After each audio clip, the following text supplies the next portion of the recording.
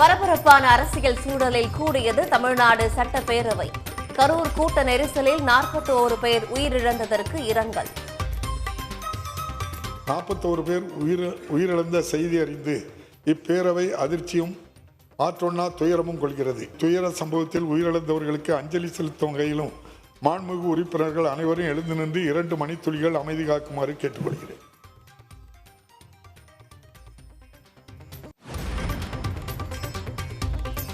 சட்டப்பேரவை வளாகத்தில் அன்புமணி தரப்பு எம்எல்ஏக்கள் போராட்டம். பாமக சட்டமன்ற குழு தலைவர் மற்றும் கொறடாவை மாற்ற கோரிக்கை.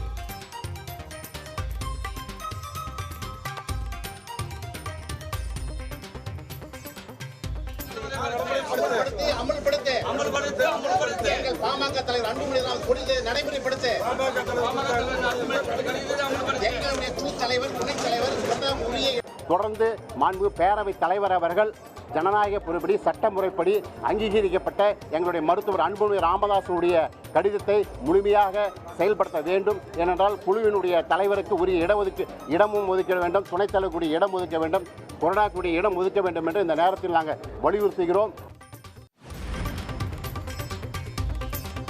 முழு அதிகாரமும் ராமதாசுக்கே இருப்பதால் அவரது நியமனமே சரியானது என்று ஜி.கே. மணி பேட்டி. ஒற்றுமை நீங்கினால் பாமகவுக்கு பலவீனம்தான் என்றும் கருத்து.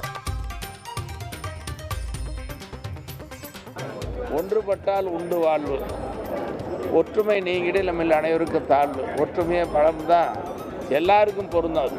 5 சட்டமன்ற உறுப்பினர்களையும் நியமித்தவர், அதற்கான பொறுப்புகளை நியமித்து கொடுத்தவர் மருத்துவர் ஐயா அவர்கள். அவர் தான் தொடங்கியவர், அவருக்கு தான் முழு அதிகாரம் இருக்குது. அவருடைய வழியில் நாங்கள் பயணிக்கிறோம்.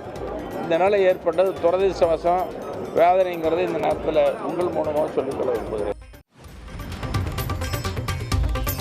எடப்பாடி பழனிசாமியின் ஆலோசனை கூட்டத்தை புறக்கணித்தார் செங்கோட்டையன். முன்னாள் முதலமைச்சர் ஓ பன்னீர்செல்வமும் பேரவை நிகழ்ச்சியில் பங்கேற்கவில்லை.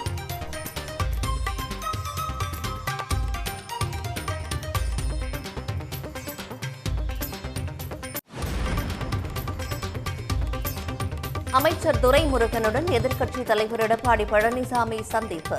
உடல்நலம் குறித்து கேட்டறிந்தார்.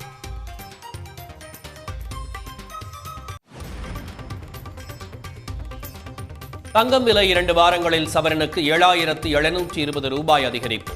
இன்று 1,960 ரூபாய் அதிகரித்து 94,600 ரூபாய்க்கு விற்பனை. உடனுக்குடன் செய்திகளை தெரிந்து கொள்ள சன் நியூஸ் பெல் ஐகானை கிளிக் பண்ணுங்க.